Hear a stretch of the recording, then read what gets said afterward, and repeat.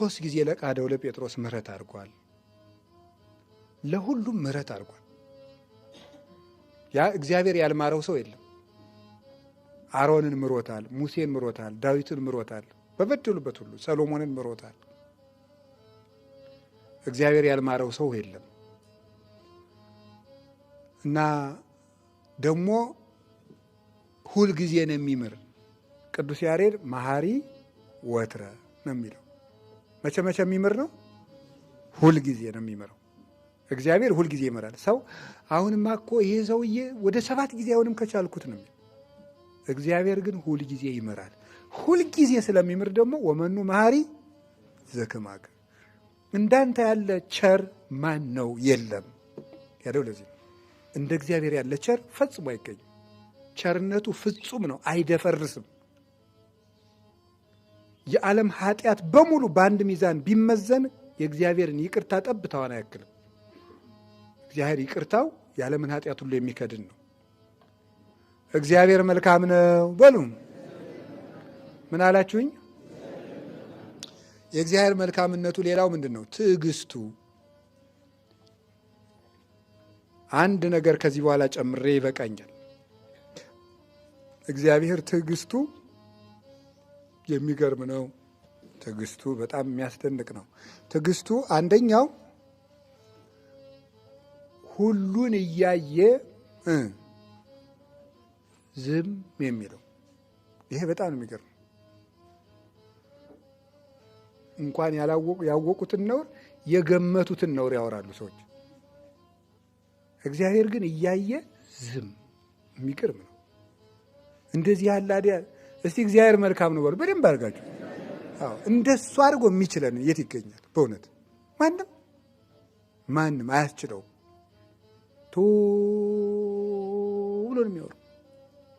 አሁን እስኪ በየእንትኑ ስሟቸው ሰዎች ምንድን ነው የሚሉት? የእንትና መረጃ ላይ በቅርብ ጊዜ እለቀዋለሁ እረፍ የሚለው ማለት ነው። እግዚአብሔር እንደዚህ አይልም፣ ዝም ነው የሚለው። ሴትዮ ሰው እኮ አላስችለው ነግሬያቸዋለሁ አድባለሁ። ያቺ እንትን ዮሐንስ ወንጌል ምዕራፍ 8 ላይ ያለችው ሴትዮ ያደረገችውን በጣም የሚገርመኝ። ዝሙት ስትሰራ ተያዘች። አይሁድ ይዘው ከክርስቶስ አቀረቧት። ሙሴ በድንጋይ ትወገር ብሏል፣ አንተ ምን ትላለህ አሉት። አይ ከእናንተ ኃጢአት የሌለበት ይውገራት አለ። ሁሉም ኃጢአታቸው ላይ በግንባራቸው ሲጻፍ ወጥተው ሄዱ። ልጄ የሚከሳሾች ወዴት አሉ አለ። እኔ አላውቅም አለች። በሰላም ሂጂ አሏት። ግን ከዚህ የባሰ እንዳያገኝሽ ደግመሽ እንዳትበድይ አላት። ኋላ አባቶች በትውፊት ሲተረጉሙ ይሄን ይላሉ። ጌታ የተሰቀለለት አንቺ ወዴት ነው ያለ አሏት አሉ። ጌታ አትክልት ማርያን አሁን እዚያ ነው እንዳትል እንዳትበድይ ብሏታል። አላስችላት ብሎ አለቻሉ።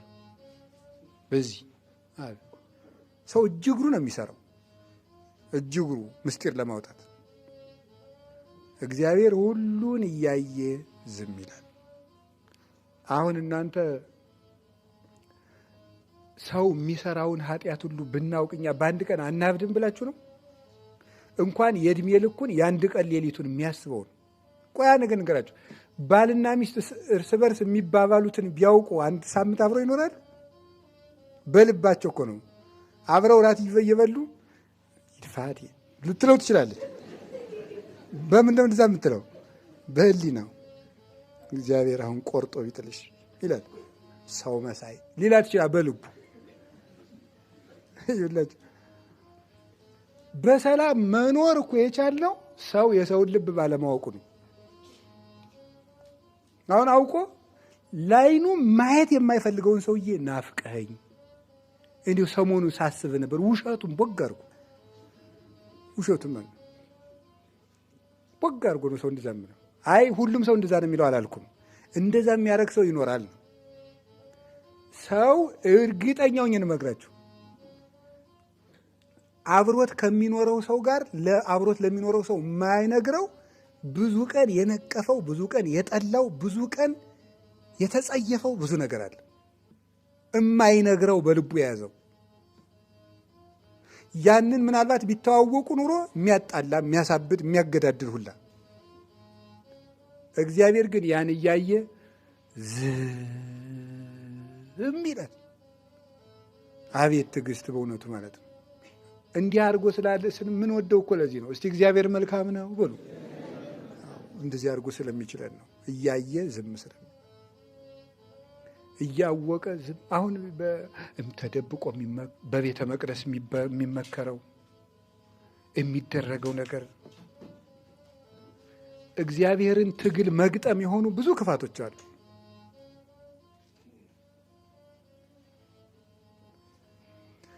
እነዚያን ሁሉ እግዚአብሔር እያየ ዝም ይላል። እያወቀ እንዳላወቀ ዝም ይላል።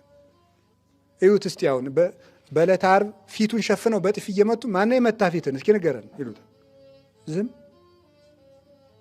ዝም ይህን ሁሉ ዝም ይላል። ትዕግስቱ ይገርጥ። እርኩስ ምራቅ ፊቱ ላይ ሲተኙበት ሲተፉበት ምን ዝም። እንደዚህ ያለ ትዕግስት ያለው እግዚአብሔር። ምናልባት ምራቅን ትፍ ማለት እንዳይመስላችሁ፣ እኔና እናንተ የተፋ ነው ብዙ ምራቅ አለ ክርስቶስ ፊት ላይ። ያን ሁሉ አድርገን ዝም። ከቃሉ ጋር ናችሁ እና ስለቻለን ስለታገሰን እግዚአብሔር ምንድን ነው? ምን አላችሁኝ? መልካም ነው። ሌላው ሁለት ነው የቀረኝ። ብዙ ነገር መናገር ይቻላል ስለ እግዚአብሔር መልካምነት። እንግዲህ ወጡን ነግሬያቸዋለሁ። እዚህ በኋላ መጽሐፍ ቅዱስን በደንብ አንብቡ። መጽሐፍ ቅዱስ ስታነቡ እግዚአብሔርን ፍለጋ ነው መሮጥ ያለብን። መጽሐፍ ቅዱስ እግዚአብሔርን የምንፈልግበት ሜዳ ነው እንጂ እውቀት የምንሸመድድበት የእውቀት ክምችት አይደለም። እግዚአብሔርን ነው የምንፈልገው። መጽሐፉ ውስጥ ራሱ መጽሐፍቱን አንብበን ከእግዚአብሔር ለመድረስ ነው። እግዚአብሔርን ደግሞ ማግኘት የምንፈልገው ወደ እነዚህ መልካምነቶቹ መረዳት ስንሄድ ነው ደስም ይለን። ሕይወታችን ሐዘን የጠፋበት የሚሆንም ይሄ ትዝ ሲለን ነው። ይህን ስናውቅ ነው። ካልሆነ ሁልጊዜ አማራሪዎች ነው የምንሆነው። ሁልጊዜ የጎደለንን እየቆጠርን ከ20 ዓመት የጎደለንን ሁሉ እየቆጠርን በቃ ጭንቅላታችን ስናደመው ነው የምንለው። የእግዚአብሔርን ይህን ስናስብ ግን ደስታ ይሞላናል። እግዚአብሔር ለጠላቶቹ መልካም ነው። እግዚአብሔር ለጠላቶቹ መልካም ነው። ከዚህ ውስጥ የምትጠቅሱት አንዱ ማን ነው? ለማን ነው? ለይሁዳ ያደረገው መልካምነት ነው።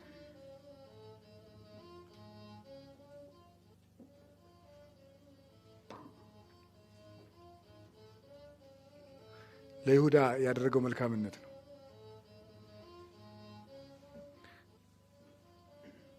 አንደኛ ይሁዳ ከጌታ ጋር ሲኖር ምንድን ነበር?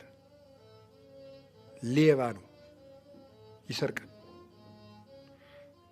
ከጌታ ጋር ሆኖ ሁልጊዜ ከሙዳይ ምጽዋት እያወጣ ይሰርቃል። ሌባ ነበር ብሏል ዮሐንስ ወንጌላዊ። ዮሐንስ ወንጌል ምዕራፍ 12 ላይ ሌባ ነው ብሎታል። ስለዚህ ሁልጊዜ እየሰረቀው እያወቀ ዝም ይለው ነበር። አላባረረውም። አንድ ሌባ ብሎ አላዋረደውም። ከጓደኞቹ ማለት ሐዋርያ ተብሎ ደቀ መዝሙር ብሎ እኩል ነው የሚቆጥረው። ስለማያውቀው አይደለም፣ ስለታገሰው መልካም ስለሚያደርጉለት። ከዚያሳ ሊሸጠው ወስኖ ጨርሷል። ከመካከላቸው አንድ ሰው ይሸጠኛል፣ እኔ ነኝ ሲሉ እሱም ይሁዳም አብሮ እኔ ነኝ አለ። አንተ አልክ አለው። አላዋረደው። ሌባ አላውቅ መስሎ ነው። አሁን ወጥተህ ልትሸጠኝ አይደለም አላለም። አላዋረደውም፣ ዝም። ሶስተኛስ ደግሞ አይሁድን ይዞ መጥቶ ደግሞ እና ተከተልኝ እያለ በበረከት ያስከተለውን እነዚያን የጌታን ጉንጮች ሄዶ ሳማቸው። ደግሞ መምህር ደህና ነህ አለው። ወዳጄ የሰውን ልጅ በመሳም አሳልፈህ ልትሰጠው ትወዳለህ አለው። ሌላ ምንም አላለው። ርቱዕ ሃይማኖት የሚባል ሊቅ ምን ይላል? ሰው ሆይ የዚያን ጊዜ አንተ ጌታን ሆነ ቢሆን ጠላትህን ምን ታደርጉ ነበር? እኔ ግን ሌላ ጉልበት ባይኖር በጥርስህ እንኳን የምትነክሰው ይመስለኛል ይላል። እንዴት ታደርግ ነበር? እንደዚያ የሚል ሰው የልቡን ሰርቶ መጥቶ ሲስምህ አንተ ምን ታደርገው ነበር? ቢያንስ ትነክሰው ነበር ይላል። አወኩብህ እንኳን ሳይል ለይሁዳ ይህን ያህል መልካም አድርጎለታል። ንስሐ እንዲገባ ጠርቶታል። እግዚአብሔር ለጠላቶቹ የምሕረት ፀሐይ የሚያወጣ ለጠላቶቹ የምህረት ዝናብ የሚያዘንብ ነው። ኩኑ እንከ መሐርያነ ከመ ትኩኑ ውሉዶ ለአቡክሙ ዘበሰማያት እስመ አቡክሙ ሰማያዊ ያሰርቅ ፀሐየ ወያዘንም ዝናመ ላይለ ጻድቃን ወኃጥአን ላይለ ሄራን ወእኩያን። የሰማይ አባታችሁ ለክፎችም ለደጎችም ዝናምን ያዘንማል ፀሐይን ያወጣልና እናንተም ርኅሩኆች ሁኑ፣ ጠላቶቻችሁን ውደዱ፣ ለሰማይ አባታችሁ ልጆቹ ትሆኑ ዘንድ ይላል የማቴዎስ ወንጌል ምዕራፍ 5 ቁጥር 44 ላይ ሲናገር። ስለዚህ ለክፎችም ለደጎችም ፀሐይን ያወጣል ያለው ምሕረቱን ነው። ዝናም ያለው ቸርነቱን ነው። በምስጢር ሥጋው ደሙ ብለውታል ሊቃውንቱ። ለሁሉ ሥጋውን ደሙ ሰጥቷል። ሥጋውን ደሙን የሰጠው ለሰነፍ ነው። ለሰነፉ ሁሉ ለጠላት ሁሉ ሰጥቶታል። ከጎኑ በፈሰሰው ደም አይደል ሌንጊዮን የተባለውን የዕውሩን ዓይን ያበራለት። የወጋውን እጅ ዓይን በፈሰሰ ደሙ ይፈውሳል። ይሄ ለጠላቶቹ የሚያደርገው መልካምነቱ ነው። እግዚአብሔር እንኳን ለእኛ ለልጆቹ ለጠላቶቹ ምንድን ነው በሉ እንጂ እግዚአብሔር ለጠላቶቹ መልካም ነው። ከቃሉ ጋር ናችሁ? ከቃሉ ጋር ናችሁ? ሌላው እግዚአብሔር በጣም የሚገርመው ትሁት አምላክ ነው። እንደምታውቁት ለምንድን ነው እንደዚህ ያምላችሁ ይመስላችሁ? ለምን ይመስላችኋል?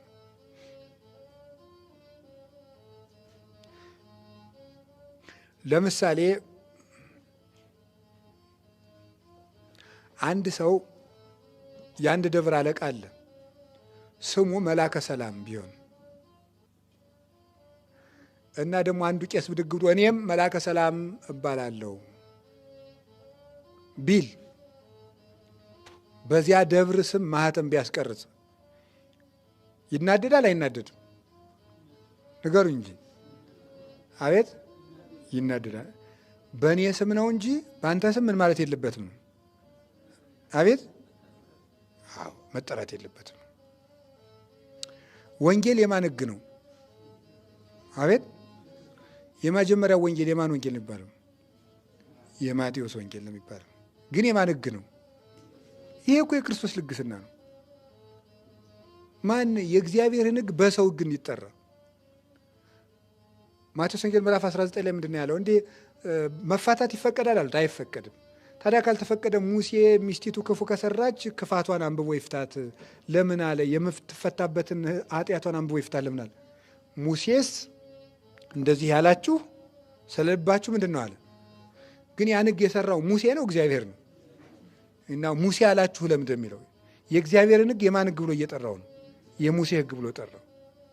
ይሄ ምንድን ነው? በእኔ ስም ተጠራችሁበት፣ ይሄ የእኔ ስም ነው፣ ስም ለይተህ ጥራ አይልም። ከቃሉ ጋር ናችሁ?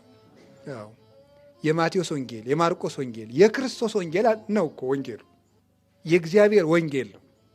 ግን የማቴዎስ ወንጌል ተብሎ ሲጠሩበት እሱ ምንም ለጋስ ምንም ስሜን የምንጠጋጠጋ ነው አይልም። ክርስቲያን ማለት እኮ ክርስቶስ የሚለውን ስም የተጠጋ ነው። በዚህም ደስተኛ ነው እግዚአብሔር እና ትሁት ነው። ይሄ የኔ ነው እንደምን እንደዚህ ያደርጋችሁ እንደዚህ ያደርጋችሁ አይደለም። ይገርመኛል። እኔም ቅዱስ ዮሐንስ ወንጌል ላይ እንደምታነቡት አሁን ለምሳሌ አንድ ሰው መጥቶ እናንተ የአንድ ዞን አስተዳዳሪ ብትሆኑና ዘበኛ እንኳን ደህና መጣ ቢላችሁም ትላለን። አትናደዱም? ፍርድ ቤት ውስጥ ለፍርድ ቁማችሁ ምን መሰለ ፖሊስ ብትሉት ፍርድ ቤቱን የፍርድ ቤቱን ስርዓት ባለማክበር አውጣና ዝጋልኝ ፍርድ ቤቱን ፖሊስ ብሎ በመጥራት ይላል አይልም? ይላል እንጂ እንዴት ነው ይላል? እንዴት ነው የማይለው? ጳጳሱን ሄዳችሁ ቄሴ እንደምን ዋሉ ብትሉስ ልክ አይደለም። እሺ ምን የመሰለውን ያምሞ ጠምጥሞ የተቀመጠውን ቄስ ዲያቆናማ በሉት ይናደዳል፣ በስሙ ካልጠራችሁት። ጌታ እንደዚህ አይልም። ሰው ማዳን ነው የሚፈልገው። ኒቆዲሞስ ለምሳሌ ምንድን ነው ያለው? ዮሐንስ ወንጌል ምዕራፍ 3 ላይ መምህር ናምር ከመ እምኀበ እግዚአብሔር መጻእከ ዋልዎ ዘይገብር ግብረ ዘአንተ ትገብር ዘእንበለ እግዚአብሔር ምስሌሁ። እግዚአብሔር ካደረበት ሰው በቀር አንተ የምትሰራውን የሚሰራ የለም። መምህር አለው አንተ የምትሰራውን የሚሰራ የለም እግዚአብሔር ካደረበት ሰው በቀር አለ። መምህር ወይ አለው የመምህራንን ጌታ ማን? አንተ አስተካክለ ጥራ። ምን ያልታረመ ነው? አየህ እኔ ጌታ ነኝ አላለም። እሱ አይደለም ያሳሰበው፣ ኒቆዲሙስን ማዳን ነው ያሳሰበው። ከዛ ምን አለው? ቶበል አንተው አለው አማን አማን ብለክ ዘይተወልደ ዳግመ ይርያ ያለ መንግስት እግዚአብሔር። ዳግመኛ ያልተወለደ ሰው ወደ መንግስት እግዚአብሔር አይገባም አለው። በውስጠ ውሳጤ ግን ነግሮታል። ከኔ በመንፈስ ቅዱስ ካልተወለድክ የኔ ጌትነት አይገባህም እያለው ነው። ወደ እግዚአብሔር መንግስት አዎ ጌትነቴን አታውቅም፣ ግን አልተወለድክም አለው። ከግላ ወሬት አልተላቀቅክም አለው። ኦሮ በስመ አብ ሰው እንዴት ነው ደግሞ ዳግመኛ ሊወለድ የሚችል አለ። ደግሞ እንደዚህ ሲለው አንተ እዚህ ደግመህ ትጸነሳለህ አላልኩም፣ እንደዚህ አትቻጃል አላለው። ምን ይላል? ደግመህ ትጸነሳለህ ብየዋለሁ። ይክልኑ ብእሲም ድረ ልህቀ በአው ገበያ ውስጥ ተከርሰሙ ይትወለድ ዳግመ። ሰው ካደገ በኋላ መልሶ ተጸንሶ ሊወለድ አለ ኒቆዲሞስ። እሱ ምን አለው? አንተ እንደሱ አይደለም እምልህ፣ ለምን እንደዚህ የምታስበው አላለው። ዘይተወልደ ዳግመ እማይ ወመንፈስ ቅዱስ እየበውስጥ መንግስት እግዚአብሔር። ከውሃና ከመንፈስ ቅዱስ ካልተወለደ በስተቀር ሰው ወደ እግዚአብሔር መንግስት አይገባም አለው። ቀስ አድርጎ ወደዚያ ነው የሚወስደው፣ ስለ ክብሩ አልተከራከርም። መጀመሪያ ማን እንደሚያነጋግርህ እወቅ አላለም። ዮሐንስ ወንጌል ሂዱና ያችን ምዕራፍ 4 ላይ ያችን ሴት ደግሞ ያዋት ምዕራፍ 4 ስትደርሱ ውሃ ስጭኝ አልሰጥም። ለምን? አንተ አይሁዳዊ እኔ ሳምራዊ። ውሃ የሚለምንሽ ማን እንደሆነ ብታውቂ አንቺ ትለምኙ ነበረ። እንዴት? አይ ከዚህ ውሃ የሚጠጣ ሰው መልሶ ይጠማዋል የምሰጠው። አንተ በእውነቱ ይህን ጉድጓድ ከሰጠን ከያዕቆብ ትበልጣለህ። ይህ ስድብ ነው። ኦሮ ድፍረት! ያዕቆብ እኔ የፈጠርኩት አንድ ተራ ሰው ነው። እኔ የዓለም ጌታ ነኝ። አንቺ ሴት ረፊ እንደዚህ አላለም። አይ ከዚህ ውሃ የሚጠጣ ይጠማል። ያዕቆብን ተይው ምናምን መልሶ አልተከራከረም። እኔ ከምሰጠው የሚጠጣ ግን አይጠማም። ያን ውሃ ስጠኝ። አልሰጥም። ኋላ ሰጥሻለሁ። የለም ባልሽን ጥሪና ልስጥሽ። ጉዳዩ እግዚአብሔር ሰውን ማዳን ነው እንጂ ክብር ማስጠበቅ ላይ አይደለም የሚያተኩረው። እንደ ዳኞች በግርግርም በምንም አዋጅ አውጁ የሚል አይደለም። ሰው ፍለጋ ነው የመጣው።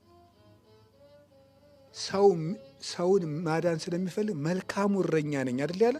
መልካም እረኛ ይሏችኋል። በበጎቹ በረት የሚወለደው ነው። በከብቶች በረት የተወለደ እረኛ አይታችሁ ታውቃላችሁ? የለም። ከቤት ተወልዶ ከብቶችን የሚጠብቅ ነው የምናውቀው። መልካሙ እረኛ ግን በበጎቹ መሃል ተወለደ። እረኛ ማለት ይሄ ነው፣ ትሁት እረኛ። ስለዚህ እኮ ነው ምን አለ? አነ ውእቱ ኖላዊ ኄር፣ ቸር እረኛ መልካም እረኛ እኔ ነኝ አለ። መልካም እረኛስ የበጎቹን ቆዳቸውን ሽጬ ጸጉራቸውን ሸልቼ ልልበስ፣ ስጋቸውን አርጄ ልብላ አይልም። ወኖላዊሰ ኄር ይሜጡ ነፍሶ ቤዛ ነፍሰ አባግኢሁ። መልካም እረኛ ሰውነቱን ለበጎቹ አሳልፎ ይሰጣል። ይሄ ነው መልካም እረኛችን። በመስዋዕት የተገለጠ እረኛ፣ ለበጎቹ የተሰዋ እረኛ። እሱ ብቻ አይደለም፣ ለበጎቹ ምግብ የሆናቸው እረኛ። በግ እረኛ በግን ቢወዳት ቅጠል ያበላታል እንጂ ስጋውን አያበላትም። ውሃ ያጠጣታል እንጂ ደሙን አያጠጣትም። የገዛ ስጋውን የሚያበላ የገዛ ደሙን የሚያጠጣ እረኛ፣ መልካም እረኛ እርሱ ክርስቶስ ይባላል። ስለዚህ ብንጠፋ ፈልጎ፣ ብንራብ ስጋውን አብልቶ፣ ብንጠማ ደሙን አጠጥቶ የፈለገን መልካሙ እረኛችን ክርስቶስ ነው። ስለዚህ ነው እግዚአብሔር መልካም ነው የሚባለው። እግዚአብሔር መልካም ነው በሉ። እንግዲህ ከዚህ በላይ ልግስና የለም።